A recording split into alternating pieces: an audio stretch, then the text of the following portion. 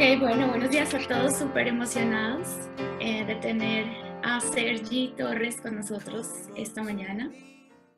Un agradecimiento muy especial a Juan Antonio, quien hizo el contacto con Sara y pues logramos acordar esta reunión.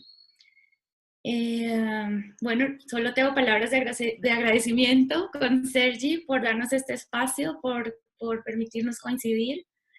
Y bueno, queremos dar este espacio y aprovechar este tiempo que está programado de 1 hora para abrirte el micrófono y que se diga lo que tenga que ser dicho, básicamente. Laura, no sé si tú quieras hacer alguna presentación. Sergi, el micrófono es tuyo. Muchas gracias. Gracias. Simplemente compartir el agradecimiento del encuentro también. Ahora estaba viendo, nunca había estado en esta plataforma, en Zoom, y es muy interesante para salir todas las imágenes ahí arriba y es muy bello ver distintos aspectos del ser humano ahí, ¿no? Es no sé cómo expresarlo en palabras. Hoy estoy un poco escaso de palabras, pero lleno de sentimiento, así que vamos a ver cómo les surge esto. Se me olvidó.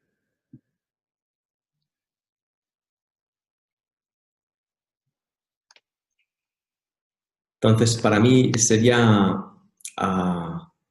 muy de agradecer si iniciamos así como una especie de charla o de conversación, no sé, entre todos, o que surja alguna pregunta, porque a mí eso me facilita muchísimo el poder expresarme en palabras.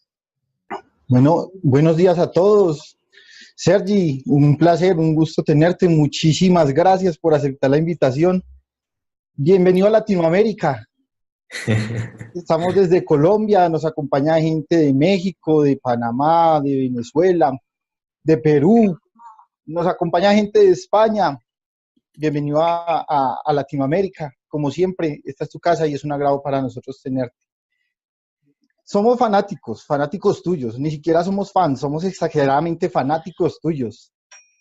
Tenemos suscripción a tus canales, a tus conferencias y todo. Claudia y Lorena estuvieron contigo en Medellín hace unas semanas, tuvieron la oportunidad de estar contigo en Medellín. Hemos leído tus libros. Algo que a mí más me ha llegado a aterrizar de la lectura de tus libros, Sergi, es la parte de no hacer nada o nada por hacer. Quisiera que pudiéramos profundizar un poquito más al respecto. Muchas gracias. Dios te pague. Gracias. Sí, es un tema muy sensible, muy curioso y al mismo tiempo muy malentendido. Porque cuando vemos esta idea de no hacer nada, la idea que nos viene, la imagen que nos viene en mente es que el cuerpo no hace nada. Y no hacer nada no tiene nada que ver con el cuerpo, no tiene nada que ver con el cuerpo. Y les pongo un ejemplo. El otro día vino una persona a casa que tiene llave y metió la llave y no podía abrir. Y ella aparentemente hacía muchas cosas para abrir, pero en realidad no hacía nada para abrir, porque la puerta no se estaba abriendo. Entonces tenemos mucho la idea de que el movimiento viene marcado por el cuerpo, quiénes somos viene marcado por el cuerpo. Nos definimos mucho a través de nuestra perspectiva corporal y en realidad es una anécdota en nuestra experiencia. Importante, sí, pero anecdótico también. Entonces, no hacer nada tiene más que ver con el hecho de no interferir en los procesos que surgen enfrente de nosotros. No interferir tiene más que ver en no interferir. ¿Qué significa? No volcar nuestros juicios. Los podemos tener, claro que podemos juzgar. Si juzgamos, juzguemos. Pero una vez juzgado, no tenemos por qué usar ese juicio para imprimir en la situación. Cuando hacemos esto que le llamamos hacer algo, en realidad, sin darnos cuenta, nos ponemos en contradicción o en oposición a la situación. Y eso genera una tensión interna. Entonces, cuando uno empieza a asumir lo que surge enfrente de uno mismo y a vivirlo tal como surge, le llamamos dejar de intervenir, le llamamos no hacer nada. Pero es curioso que cuando uno deja de hacer, se mueve la vida. uno empieza a sentir, no sé cómo expresarlo, pero sería como que cuando uno deja de atender su reacción ante las cosas, su intención de que sean de una forma concreta, de intentar que se dirijan, cuando uno deja de hacer esto, toda esa energía y toda esa atención va a otro lugar. Y ese lugar, ese nuevo lugar, nos permite usar esa atención y esa energía, la misma que usábamos para intervenir, nos la permite usar para contemplar. Y al contemplar descubrimos nuevas sensibilidades a la hora de percibir el instante. Y nos damos cuenta de que hay una inteligencia invisible que ya está moviendo la circunstancia, ya está moviendo la situación, ya está moviendo la relación y a mí junto a ello. Eso se llama no hacer nada. El no hacer nada del árbol que saca su flor sin hacer nada, de forma natural, donde vienen los polinizadores y la polinizan sin hacer nada, de forma natural, donde se convierte en fruto sin hacer nada, de forma natural, donde cae, crece otro árbol. Toda la naturaleza funciona sin intervencionismo. Todo el movimiento de la naturaleza es un movimiento natural, es un movimiento inteligente, que la mayoría de sucesos nosotros no lo comprendemos. Ya no hablo del universo, que también tiene su propio movimiento, pero es un movimiento que no se mueve, es un movimiento que no es personal. Y ahí viene la clave. Para nosotros el movimiento es personal. Algo se mueve cuando bajo mi punto de vista se mueve, cuando yo hago que se mueva. Entonces, no hacer nada significa estar atento a esa perspectiva personal y en la medida que uno puede, dejar de interferir con esa perspectiva ante la vida. Espero que haya tenido sentido esto. Mucho, Totalmente. muchísimo. Muchas gracias. Lore. Sí, hay algo que a mí me gustaría traer a la mesa, Sergi, y es el tema de la voluntad.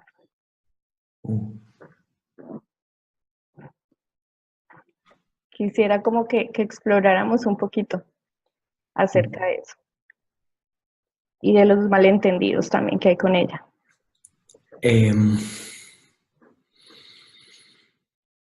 Es un espacio también, yo cuando miro esto me doy cuenta, lo primero, de lo ignorantes que somos, de la ignorancia que albergamos. Todo lo que vamos a exponer aquí, todos, es una cuestión de naturalidad, en realidad. Es una cuestión esencial, de vida.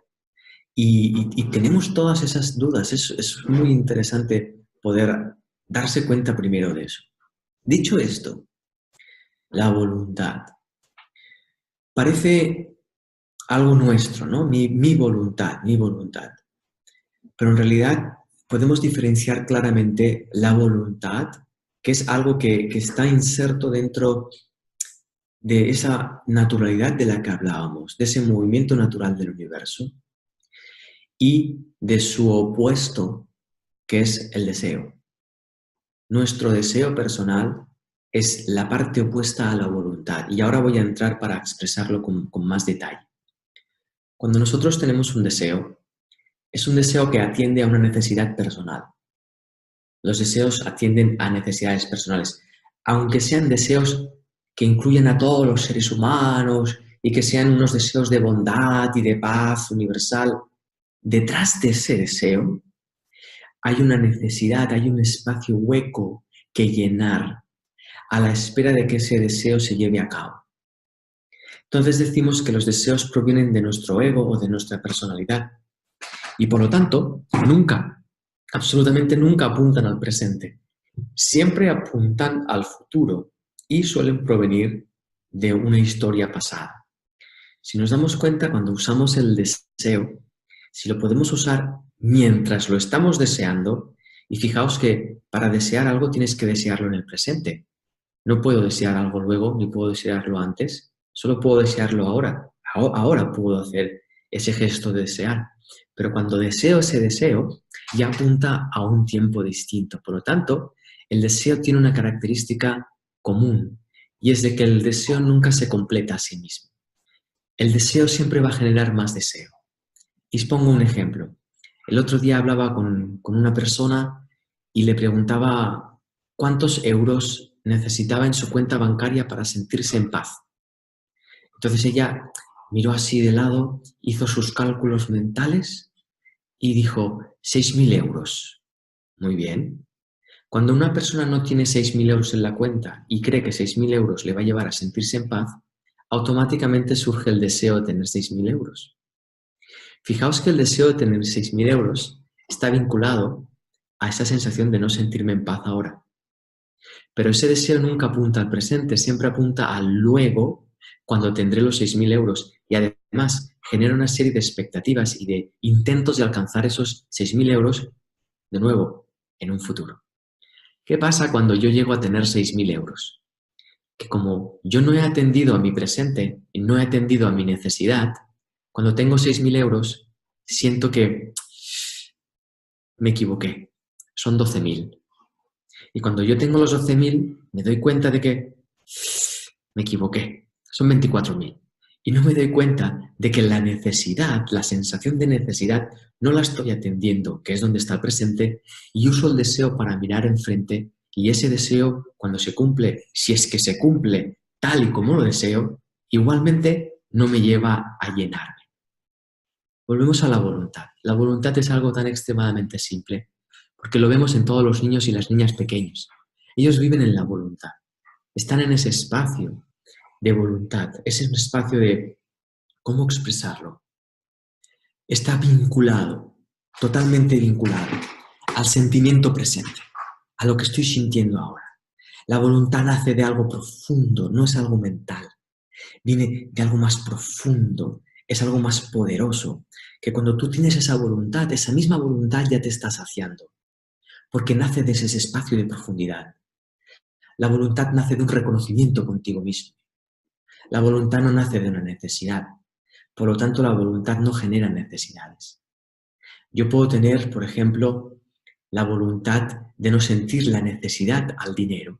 Puedo tener esa voluntad.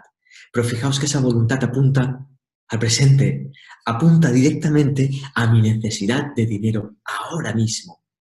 Eso me permite un reconocimiento conmigo mismo, presente. Eso me permite un contacto conmigo mismo, presente. Una comunicación conmigo mismo, presente. Una atención conmigo mismo, presente. Por lo tanto, la voluntad siempre se lleva a cabo en el mismo instante. De ahí que sea tan poderosa. ¿Qué ocurre? Que para el ego la voluntad no vale nada. La voluntad, ¿qué voluntad de sacar la necesidad, de que no tenga necesidad? Esa voluntad es estúpida. ¿Por qué? Porque me lleva a sentir la necesidad. Y yo lo que quiero, ego, yo lo que quiero es no sentir necesidad.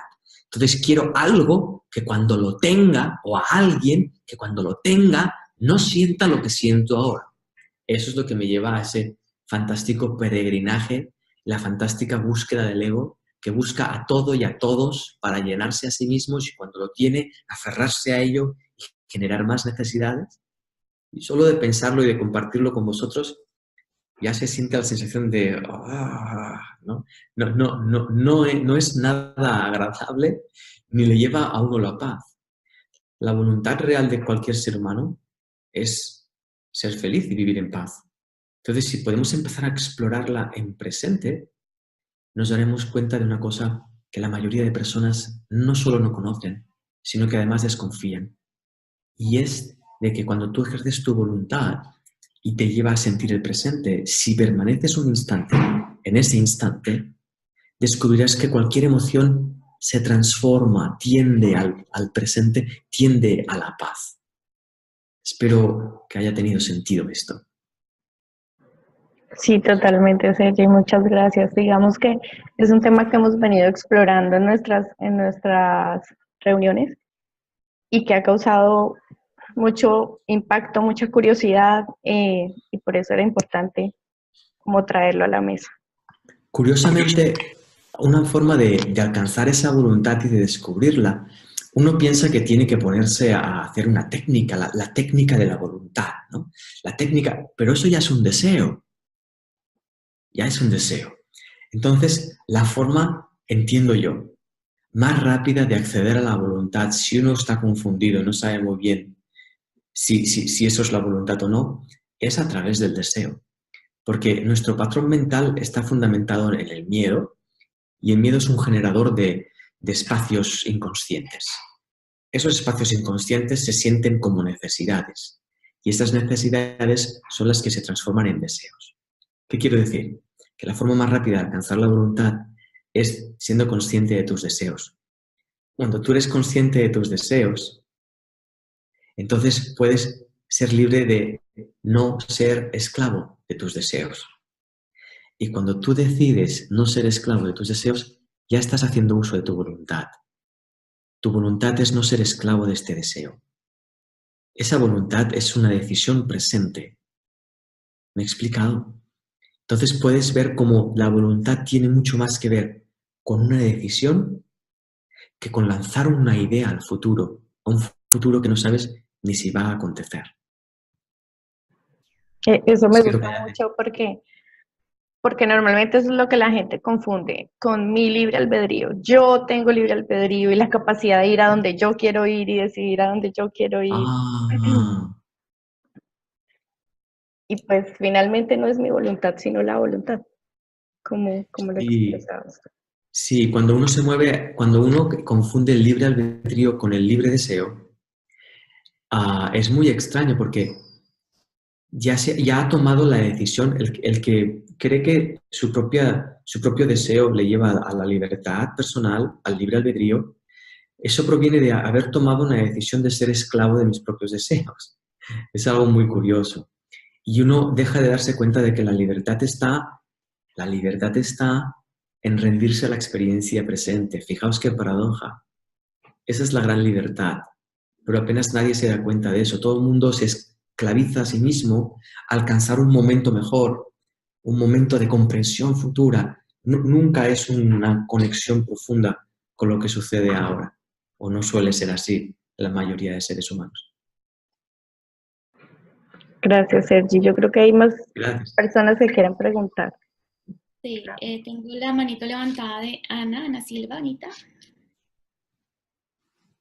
Bueno, primero que todo, voy a ser muy rápida porque sé que hay muchas personas que quisieran preguntarle a Sergi muchas cosas. Quiero felicitar a los baby coaches por sacarla del estudio cada vez que hacen algo. Ustedes de verdad, así como me les quito el sombrero, los felicito. Y esta mañana me desperté y le dije a mi esposo, amor, hoy tengo conferencia con Sergi Torres. Me dice, ¿con quién? Le dije, acuérdate la película que vimos juntos, la de Yo Libre. No se acordaba, pero el caso es que paso siguiente le mandé, mira la película, la vimos en YouTube, Yo Libre, ¿no? Y entonces quería compartirle a Sergi rápidamente que esa película fue muy significativa tanto para mi esposo como para mí, porque la vimos juntos. Él desde su universo y yo desde el mío, ¿sí? Pero a mí me pareció hermoso cómo mi esposo estaba tomando esa información y cómo la estaba absorbiendo. Y la conclusión que él llega, que después me dijo, ahora entiendo por qué es tan importante estar en el aquí y el ahora. ¿Mm? Y es hermoso, de hecho, en la dinámica de mi esposo yo observo en él todos los días cómo cada vez él se recuerda, no, el aquí y el ahora, ¿sí? Y es parte de su proceso de evolución, pienso que cada uno debe vivir su propio proceso, ¿no? Y lo que quiero compartir, y aprovechando a Sergi, es que estoy inquieta esta semana particularmente con una pregunta que viene relacionada con una situación diferente que estoy viviendo con mi mamá.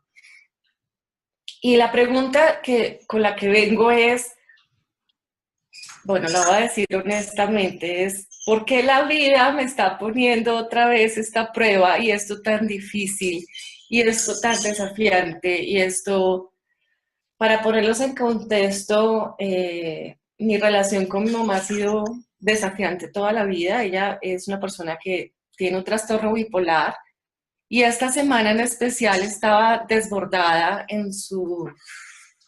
Y entonces, como me afecta, de una u otra manera también me vuelvo vulnerable a todo. Y entonces esta mañana, mientras estaba tomando mi café, decía, ¿por qué la vida me pone siempre en esta situación? Y quiero compartirte, Sergi, que alguna vez una tía que es una que es mi angelito de la guarda, ella ha vivido un proceso de cáncer y me escribió un mensaje que para mí fue muy aleccionador. Ella me dijo: te escribo desde la country, la clínica, de nuevo con quimioterapia, pero le doy gracias a Dios que me pone estas pruebas para mi evolución espiritual. Creo que en ese momento lo que a mí me surgió fue atacarme a llorar, porque pues para nosotros como familia es muy difícil verla en sus procesos con el cáncer, pero es aleccionador en el sentido de todo esto que estoy sintiendo tan desafiante, y la pregunta que tengo es, ¿qué es lo que me está mostrando la vida que debo aprender de aquí? ¿Sí? Porque en este momento lo estoy sintiendo muy mal.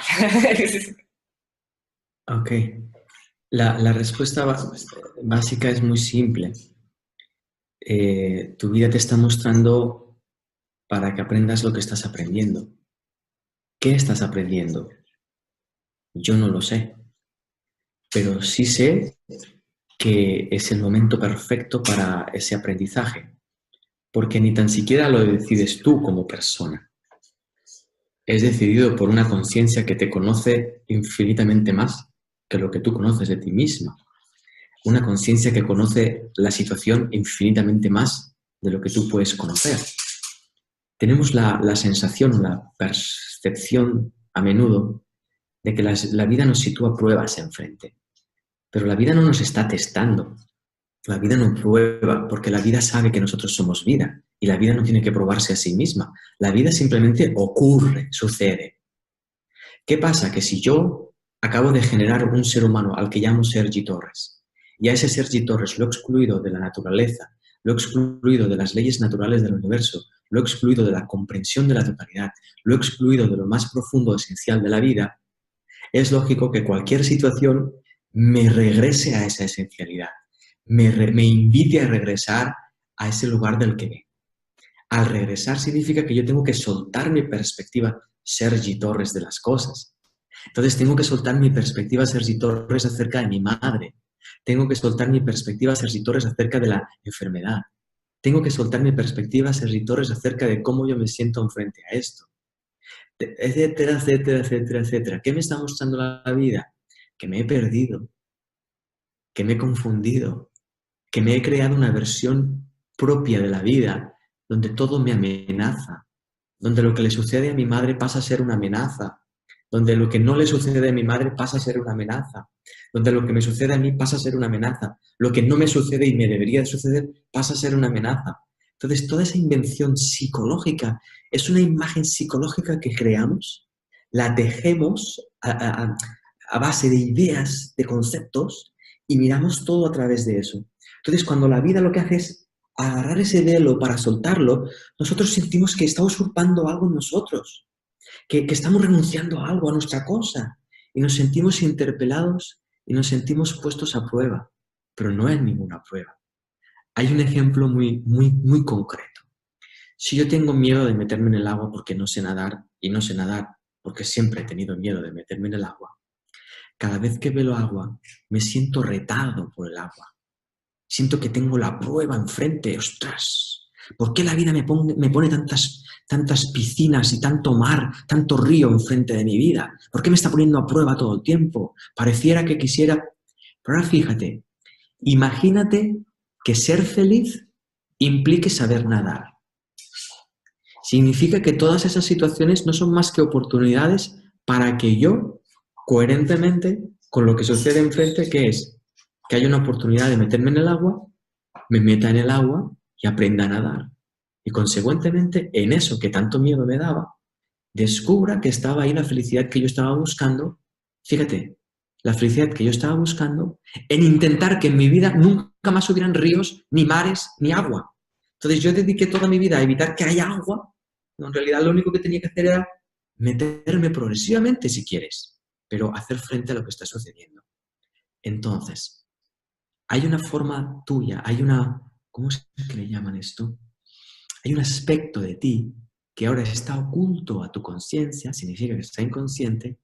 Hay un aspecto de ti que tiene la capacidad de mirar de frente a tu mamá, a lo que le está sucediendo y por lo tanto a lo que sucede en tu vida, hay un aspecto de ti que tiene la capacidad de mirarlo y comprenderlo.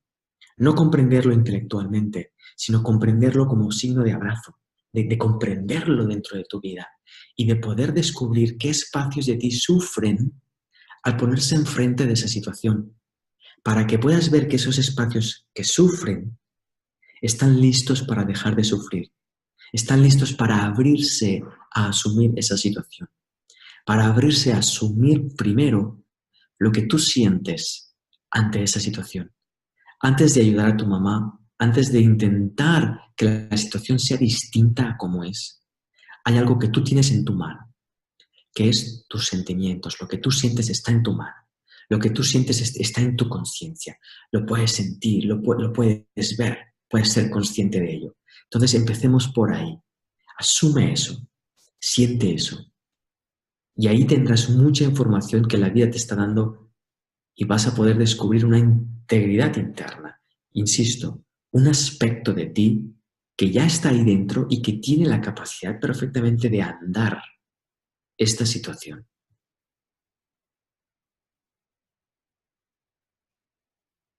En ese sentido, tu mamá sería agua, donde tú puedes sumergirte y nadar. ¿Que no sentirás miedo cuando te sumerjas? Posiblemente. ¿Sentirás un poco de inseguridad cuando empieces a nadar al principio? Posiblemente. No importa. Estás dentro del agua. Si te dejas llevar por la experiencia, te darás cuenta de que aprendes a nadar. Es algo natural. Como aprendiste a ponerte en pie y andar, como aprendiste a hablar, como aprendiste a ir en bicicleta, ¿verdad que no te esforzaste para hacer nada de eso? ¿Verdad que no entraste en depresión cuando sentiste el impulso de ponerte en pie cuando tenías 1 año? Cuando tu mundo cambiaba de repente de ir a 4 patas a ponerte de pie, y de ponerte de pie y caerte, y querer dar 2 pasos y caerte, y no entraste en depresión,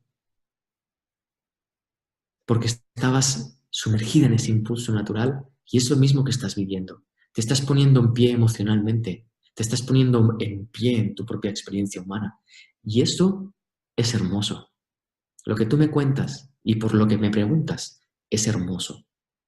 Es desagradable cuando lo rechazamos y huimos, pero es hermoso cuando uno se sumerge con toda su responsabilidad, con toda su conciencia.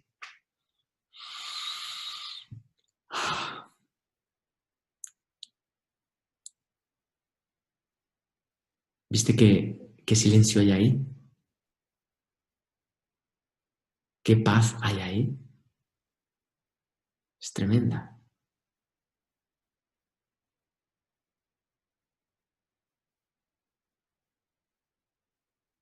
Gracias.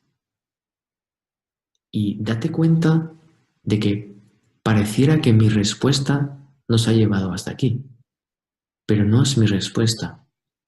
Es tu voluntad de descubrir qué es esto que está pasando en tu vida, la que nos ha llevado a este lugar. Así que gracias.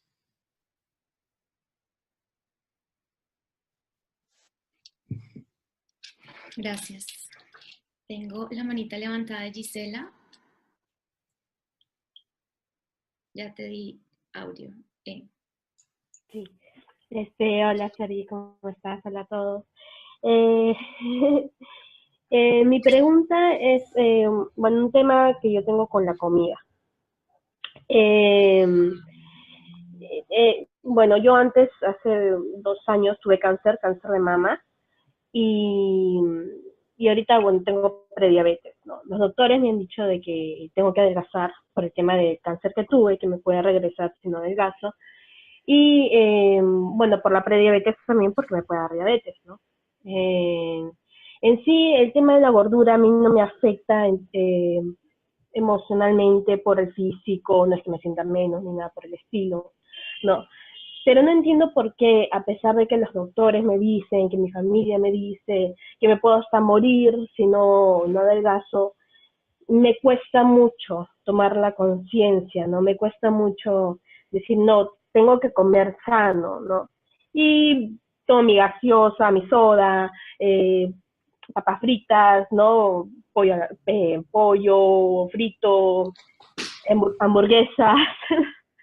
Y verdad no es que diga, uy, me siento mal, no debería hacer esto, me voy a morir.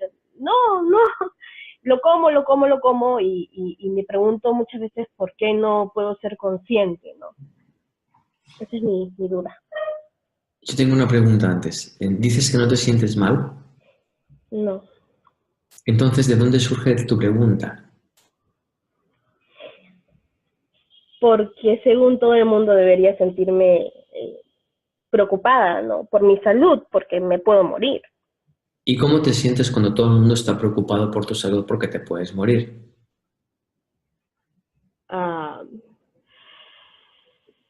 Me fastidia que me fastidien. Entonces, el tema de la comida te fastidia. Sí. Yo te pregunto esto porque imagínate que yo te pregunto, yo qué sé, yo un jersey azul. Y yo te pregunto, ¿cómo me puedo sacar el jersey azul? No, yo estoy bien con el jersey azul, no tengo ningún problema con el jersey azul. ¿Cómo me puedo sacar el jersey azul? No hay respuesta.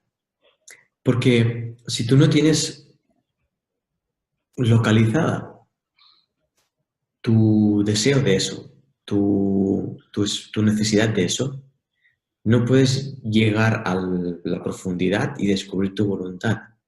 Tú no estás dejando de comer así porque no estás en contacto con tu voluntad. Pero tampoco estás en contacto con tu deseo de dejar de comer así. Porque tú crees que son los demás los que desean que tú dejes de comer así. Si tú crees que son los demás los que lo desean, tú no puedes ver que tú deseas que los demás dejen de desear eso. Entonces tú deseas dejar de comer para que los demás dejen de desear eso. Por lo tanto, es tu deseo también. ¿Me acompañaste hasta aquí? Sí. Visto esto, voy a entrar así, mira. ¡Pum! Directo. ¿Me permites? Sí. Voy a vulnerar todo tu sistema emocional. ¿Me permites? Sí. Todo tu sistema de defensa. Sí, voy a ir directo. ¿Me permites? Te voy a hacer una pregunta. No quiero necesariamente que me la respondas, pero sí quiero que la uses para preguntarte a ti y que observes a qué lugar de ti impacta la pregunta. ¿Correcto? Ok. La pregunta es la siguiente. ¿Por qué te quieres destruir? ¿Por qué te odias tanto?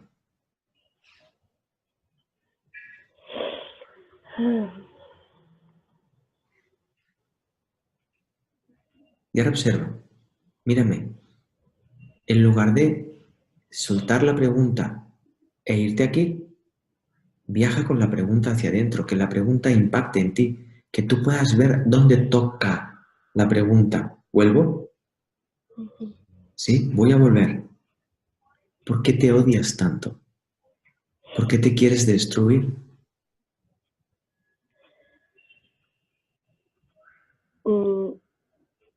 Lo primero que se me viene a la mente es algo que muchas veces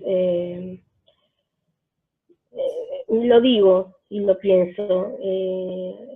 Muchas veces no siento que la vida es muy aburrida y digo, me aburre la vida.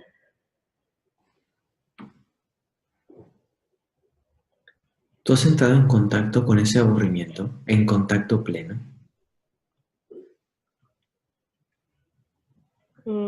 ¿Cómo así? ¿Tú te has permitido entrar en el aburrimiento absoluto? ¿Te has permitido entrar en las catacumbas de esa sensación que sientes? Porque me parece cuando lo expresas como que tú lo has visto, lo has contemplado y lo has como analizado, ¿no? Lo has visto, pero no te has metido directamente ahí. Por eso te pregunto.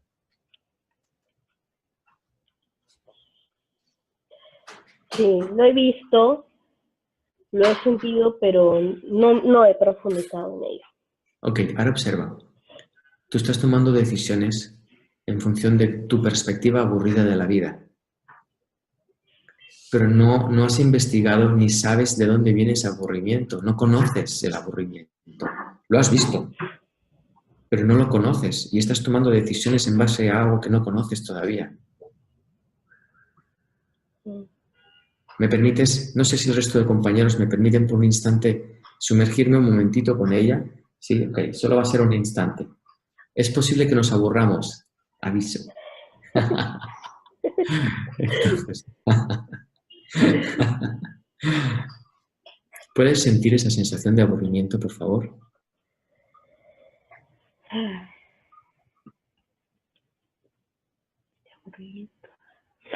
A ver.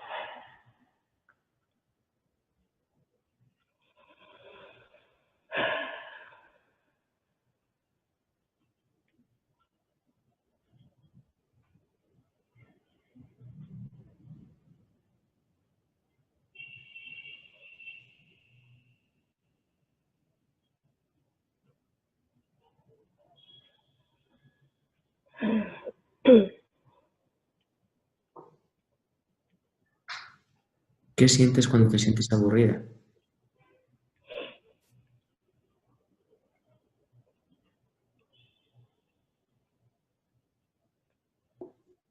Mm,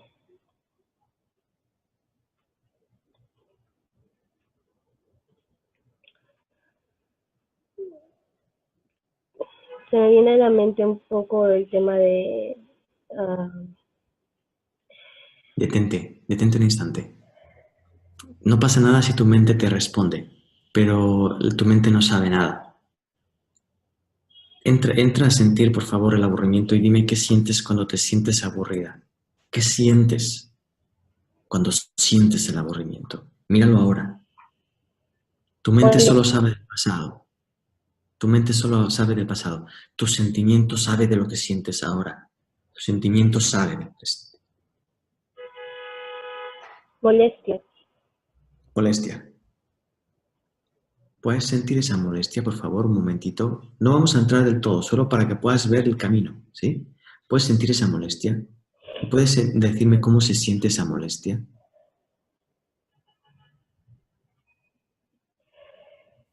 Ah, no sé describirlo. Eh,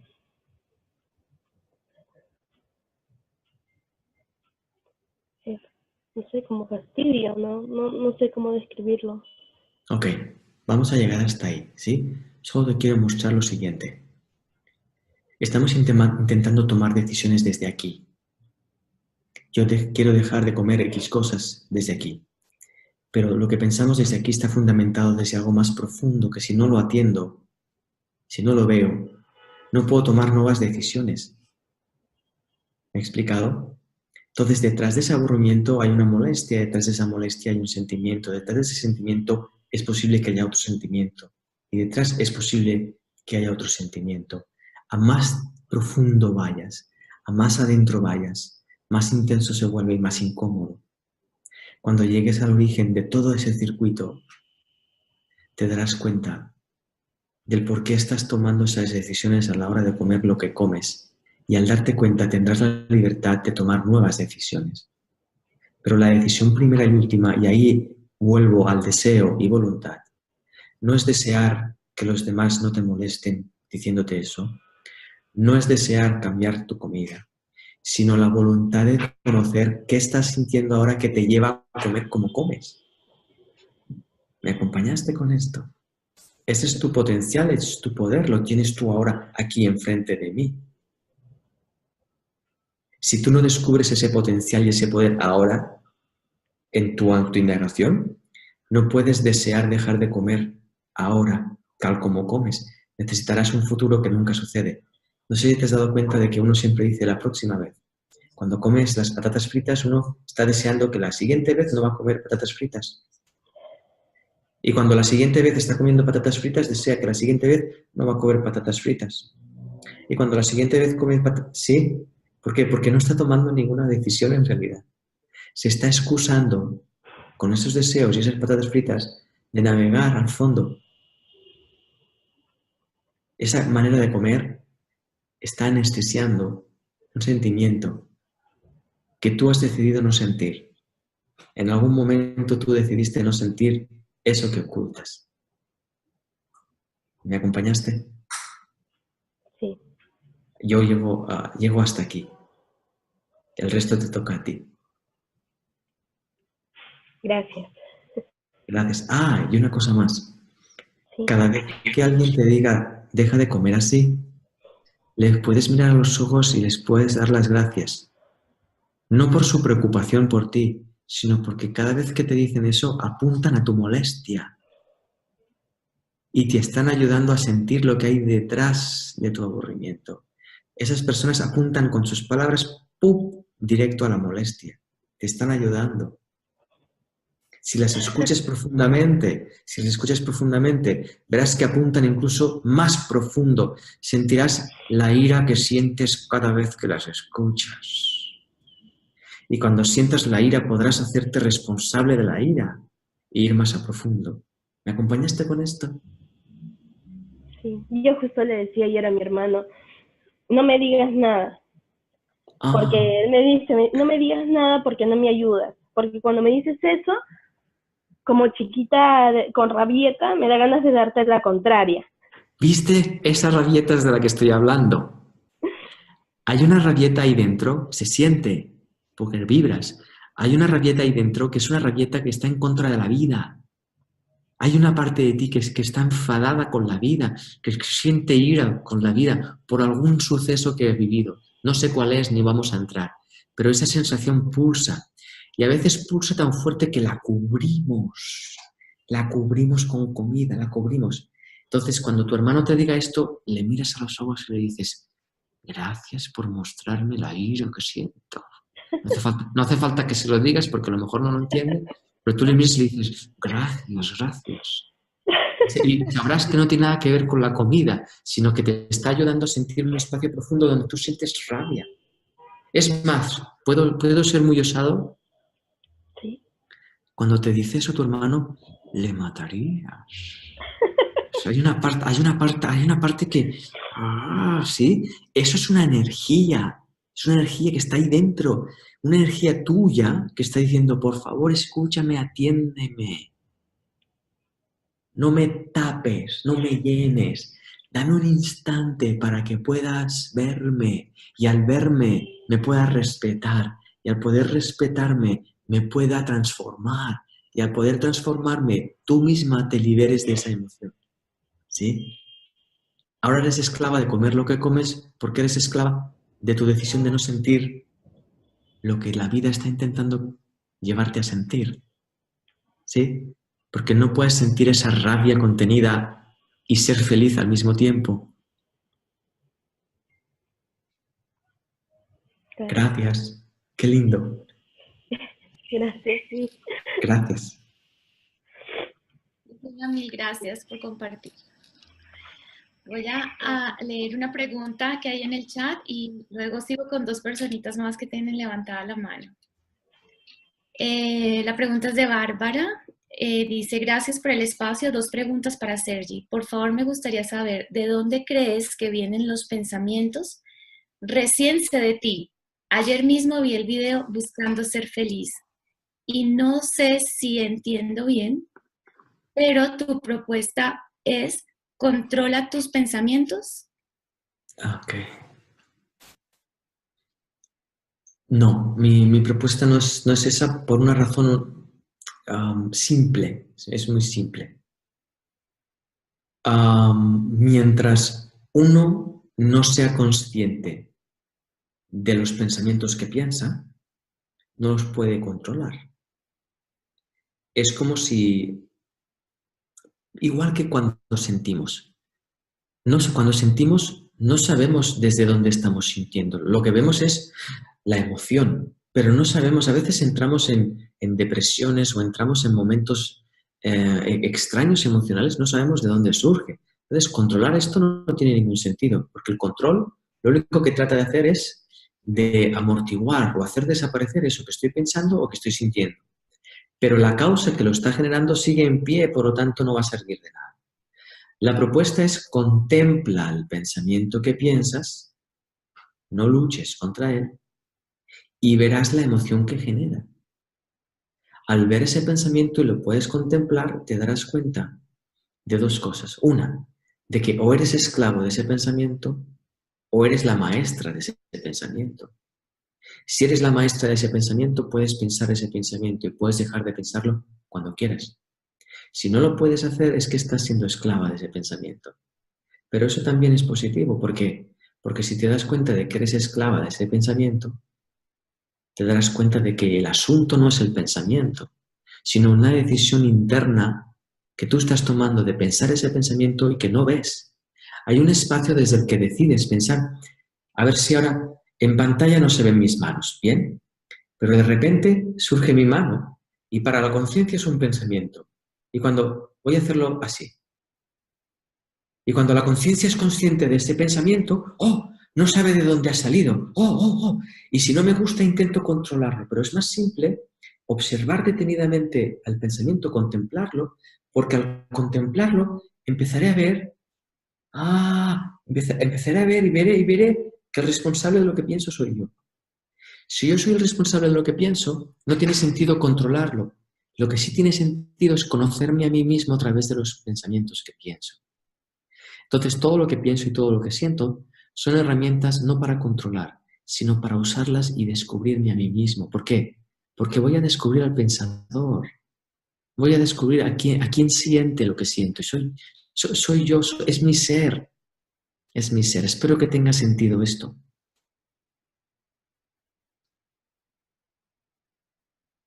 ¿Había otra pregunta de esta persona? ¿De dónde crees que vienen los pensamientos? Ok. No sé responderte en base a mi creencia, no sé responderte en base a lo que yo creo, pero sí te puedo decir que todos los pensamientos surgen en la conciencia. Lo que ocurre es que hay dos tipos de pensamiento. El pensamiento que pensamos egoicamente, el personal, y el pensamiento que es universal, que también surge en la conciencia. Son dos pensamientos distintos. No voy a entrar mucho ahora a discernir acerca de esto, porque intelectualmente no se alcanza a dar respuesta. Pero sí te puedo decir que están los pensamientos que yo pienso y hay unos pensamientos más profundos. Te pondré un ejemplo. Está el pensamiento del genio. El genio que de repente está haciendo una cosa y ¡pam! Aparece un pensamiento genial. Ese pensamiento genial no lo ha pensado ningún ser humano antes. Es completamente nuevo, por eso es un genio. Ese pensamiento tiene la capacidad de transformar todos los seres humanos. Ese pensamiento es una idea que ya existe y que ha entrado en contacto con la conciencia de esa persona. No es esa persona que esté pensando esa cosa, sino es esa persona que ha sido consciente de ese pensamiento. Es decir, el pensamiento entra dentro del marco de la conciencia. Entonces, para mí es muy interesante en mi propio proceso descubrir mis propios pensamientos personales, porque esos pensamientos personales no tienen ninguna calidad creativa, no me informan de la realidad porque son mis interpretaciones. Pero una vez vistos mis pensamientos personales, recuerda, no controlarlos, sino contemplarlos, entonces puedo ver al pensador que piensa esos pensamientos. Cuando descubro al pensador y pongo mi atención allí, desde ese lugar puedo ver que hay muchos otros pensamientos que no son Sergi Torres, que son humanos, por ejemplo, o son universales, por ejemplo. No sé si tiene sentido, pero eso es lo máximo que me puedo aproximar ahora intelectualmente. Y gracias por la pregunta. Muchas gracias. Y Bárbara contesta, muchas gracias por tu respuesta. Marie, ¿puedes desmuteo? Aló, ¿me escuchan? Sí, perfecto. Bueno, un gusto enorme estar aquí con ustedes. Muchas gracias a los Baby Coaches por traer a Sergi, porque Sergi, bueno, es una persona que me llega totalmente en todos sus videos, en todas sus películas, en todas sus charlas. Enormemente me llega Sergi. Bueno, mi pregunta es un poco general. Hemos hablado de voluntad, hemos hablado de deseos, hemos hablado de pensamientos personales, de pensamientos universales y digamos, lo que yo quisiera era ampliar un poquito más de dónde surgen las decisiones que tomamos como seres humanos, porque hay decisiones nos dan miedo a veces tomarlas y que hay como un impulso que tenemos que tomar. Sí, es como que nos expliques un poquito ese marco de las decisiones del ser humano conscientes, de dónde salen, si son egoicas, si son de sentimientos, si son hablar un poquito de ese mundo de las decisiones de los seres humanos que tenemos para interactuar en nuestra vida y que a veces tenemos que tomarlas y a veces no son fáciles de tomar. Ok, voy con ello. Es muy interesante esto. Espero poder expresarlo con palabras. Hay dos tipos de decisiones. Unas son las que nosotros tomamos y las otras son las que son tomadas a través de nosotros. Las que nosotros tomamos son decisiones personales y por lo tanto no afectan a nada ni a nadie. Aunque da la sensación de que nos afectan terriblemente todas las decisiones. Si yo decido ir al cine y experimento una película que me ha encantado, yo creo que lo que he vivido allí es porque yo he decidido ir al cine. No me doy cuenta de que yo he decidido vivir esa experiencia de esa forma y por eso estoy experimentando esto. Pero vamos más atrás, porque hay una decisión que para mí es la decisión y es espectacular y nadie se da cuenta de esa decisión. La primera decisión que uno tomó, la primera decisión individual, fue la de uno ser uno mismo. Esa decisión que apenas nadie atiende porque pensamos que existimos porque existimos. No nos damos cuenta de que nosotros hemos tomado la decisión de ser quienes somos y de ser como somos. ¿Por qué? A ver si lo puedo expresar. Imaginaos que yo tomo la decisión de entrar en una habitación. Y en esa habitación tiene una característica y es que cuando yo entro me olvido de todo. Entonces yo tomo la decisión de entrar y cuando entro en la habitación, lo primero que olvido es que yo he decidido entrar en la habitación. Y me encuentro en la habitación y no sé qué hago en la habitación, no sé quién soy en la habitación, ni sé hacia dónde me dirijo en la habitación. Como no sé eso, siento una angustia. Y lo primero que empiezo a decidir es no sentir esa angustia y empiezo a tomar decisiones, como por ejemplo, a darme un sentido de vida en la habitación, mi propio sentido de vida. ¿Por qué? Porque necesito un sentido de vida para sentirme en paz. Y empiezo a construir un personaje, empiezo a construir un Sergi Torres dentro de la habitación que la única función que tiene es todas esas decisiones evitar sentir la angustia de no recordar qué hago en esa habitación. Volvemos para atrás. Todo ser humano que vive y existe gracias a una decisión previa. Pero apenas nadie es consciente de esa decisión. Porque cuando tomamos la decisión de ser solo nosotros, cuando tomamos la decisión de ser solo yo, esa decisión excluye al resto del universo. Y en el resto del universo es desde donde yo tomé la decisión de ser solo yo. Espero que haya tenido sentido. Vuelvo desde otro ejemplo. Imagínense un océano. Hay un océano. Ese océano es un océano de conciencia. Y de repente, desde ese océano se levanta una ola. Desde esa ola, de repente, se experimenta ola y olvida el espacio océano. Las decisiones que toma la ola cree que las está tomando la ola. No se da cuenta de que las está tomando el océano y de que como ola está totalmente vinculada a una voluntad. Vuelvo a la voluntad. Y a un libre albedrío, vuelvo al libre albedrío, que no tiene nada que ver con la ola. Tiene que ver con que la ola sea consciente de su aspecto oceánico. ¿Para qué? Para poder ser ola y disfrutar completamente de la experiencia ola. Para yo poder ser Sergi Torres y disfrutar de ser Sergi Torres completamente, tengo que alcanzar ese recuerdo pre-Sergi Torres, esa decisión de haber decidido ser yo, desde la cual yo estoy decidiendo cómo veo la vida, cómo interpreto las relaciones, cómo interpreto las emociones, cómo interpreto la libertad, cómo lo interpreto todo. ¿Me he explicado? Es un poco complejo así intelectualmente navegar en este espacio, ¿eh? Pero ¿me permites la pregunta? ¿Me permites preguntarte algo? Claro, claro.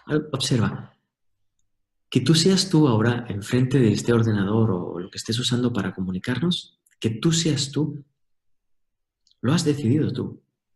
Pero esa decisión no está en nuestro cerebro guardada, porque es precerebral. Es posible que tú sí recuerdes la decisión de haber entrado en este chat. Sí, claro. Porque esa decisión es posterior a tu decisión de ser tú. Y tú recuerdas las decisiones que has ido tomando una vez tú has olvidado la gran decisión.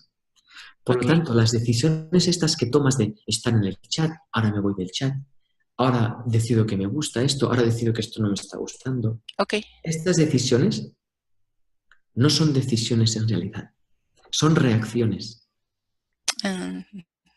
¿Viste? Y en esas decisiones que creemos que están vinculadas al libre albedrío, no están vinculadas al libre albedrío, están vinculadas a un intento de sobrevivir enfrente de un contexto mental que no sabe por qué está vivo, que no sabe quién es, que no sabe su origen, ha perdido de vista su origen. No, yo nací a través de mi mamá. Sí, entra dentro de ti, verás que hay un espacio existencial que se está preguntando todo el tiempo, ¿qué hago en este mundo? ¿Quién soy? ¿De dónde vengo? ¿Dónde voy? Esas preguntas existenciales que apenas nadie escucha, uno las intenta ocultar con sus decisiones personales. Nos intentamos distraer. Y no está mal distraerse para nada. Pero si eres consciente de que te estás distrayendo voluntariamente para no acceder a tu conciencia, cuando eres consciente de eso, dejas de decidir distraerte. Y esa decisión te acerca a la gran decisión. Claro.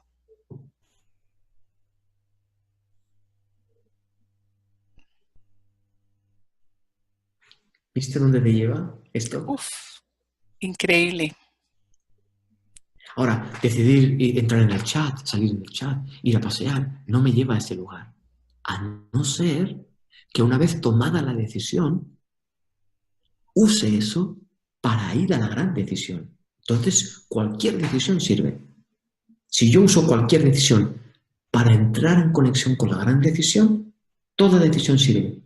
Ahora, si uso esa decisión para no sentir la angustia de no saber quién soy, no sirve. La usaré para no sirve. Decidiré cambiar de trabajo, no servirá. Decidiré cambiar de pareja, no servirá.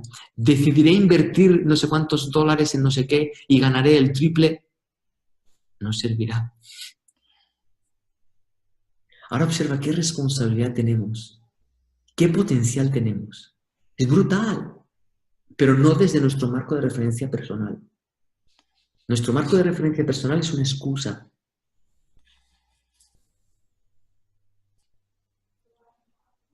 Pero la experiencia humana siempre está presentándonos situaciones en las que tenemos que tomar decisiones. Cuidado. Usamos las situaciones humanas para obligarnos a tomar ese tipo de decisiones distractivas. La situación humana no nos hace hacer nada. Somos nosotros los que tomamos las decisiones en ese sentido. Te pongo un ejemplo. Cualquier situación humana en sí misma es neutra. Yo tengo que darle un sentido. Y una vez yo le he dado el sentido que tiene para mí, tomo las decisiones en base no a la situación, sino en base al sentido que yo le he dado. Te pongo un ejemplo muy rápido. La muerte. La muerte es neutra. ¿Cómo puedo atreverme a decir esto? Muy simple. Hay culturas que viven la muerte de una forma completamente distinta a la nuestra. Porque tienen una concepción, tienen un sentido de la muerte completamente distinto. Y hay culturas indígenas que la celebran porque la persona que ha vivido 30 años con ellos ha regresado a la fuente universal. Me lo invento ahora. Y hay un aprecio, un agradecimiento. Nosotros, como no comprendemos la muerte más que a través del dolor y la pérdida, cuando muere alguien pasamos a vivir y tomar unas decisiones en frente a esa situación que creemos que son dadas por la muerte. No son dadas por la muerte, son dadas porque yo he decidido dar un significado concreto. Uno dirá, bueno, es que es la sociedad o la cultura. Bueno, ¿y la sociedad y la cultura qué es? sino el producto de nuestras decisiones humanas. La sociedad y la cultura no surgen como las setas o las flores en el bosque, las hemos creado nosotros y nosotros con nuestras decisiones la apoyamos hasta que dejas de tomar esa decisión y empiezas a emerger y ves más allá de la cultura y de la sociedad. Esa decisión te acerca a la gran decisión.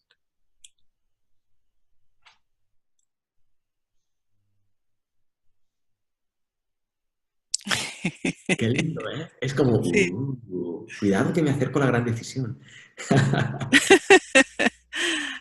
Fíjate que acercarme a la gran decisión me lleva a asumir la responsabilidad de todas mis decisiones. Claro.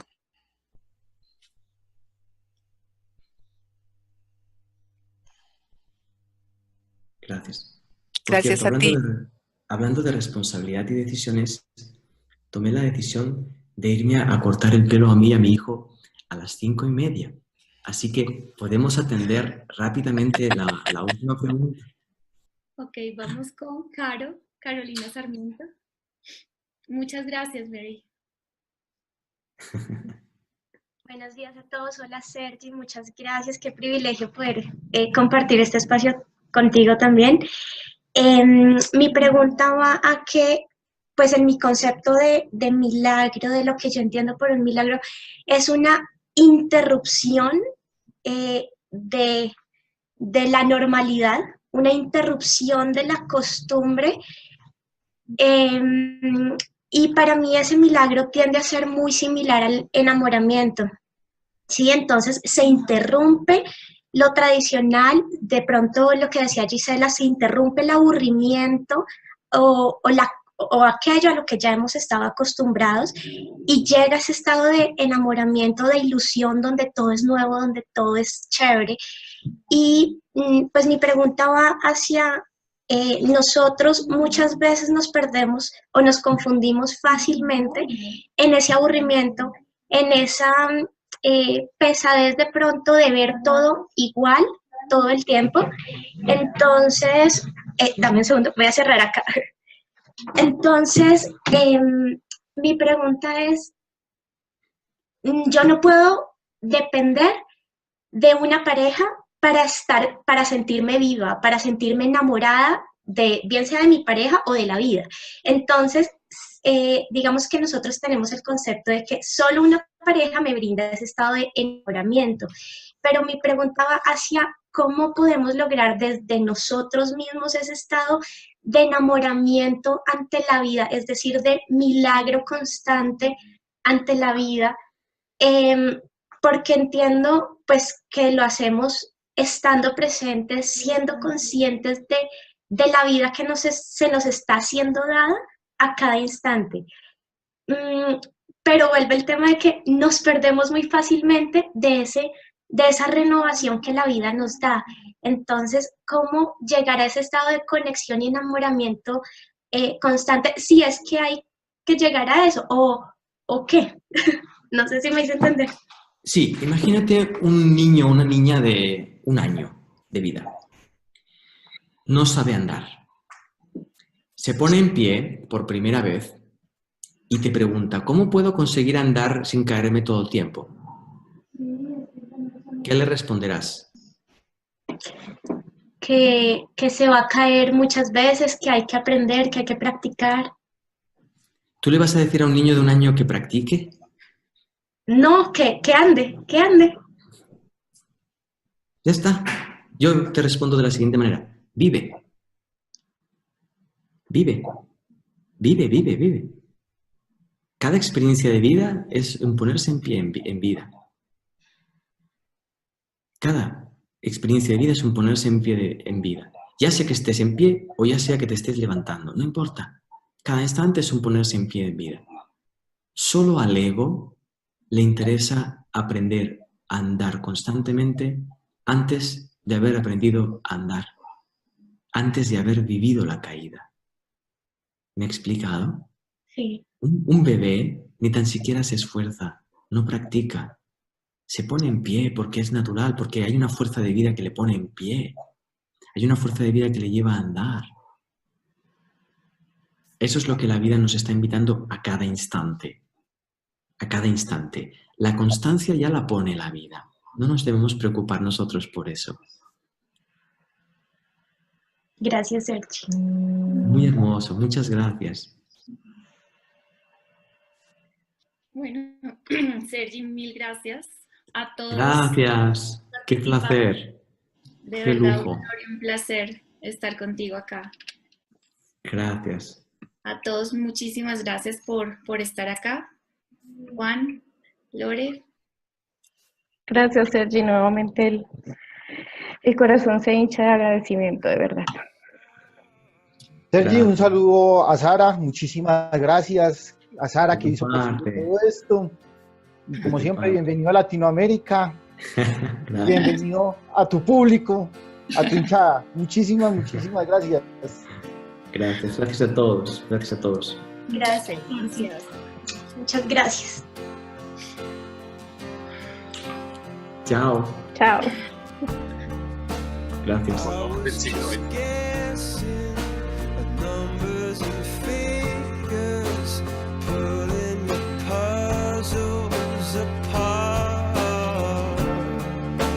Question